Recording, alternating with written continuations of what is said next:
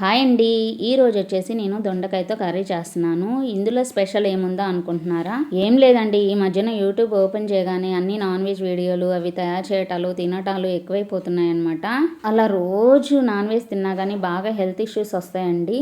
ఫ్రిడ్జ్లో కూడా రకరకాల కూరగాయలు ఉన్నాయి కదా, మంచిగా రోజుకో కర్రీ చేసుకొని తినవచ్చు అనమాట. నేనైతే స్పెషల్గా ఏం తయారు చేయట్లేదు, మా ఇంట్లో వండుకున్న కర్రీనే నేను మీకు చూపిస్తున్నాను అనమాట.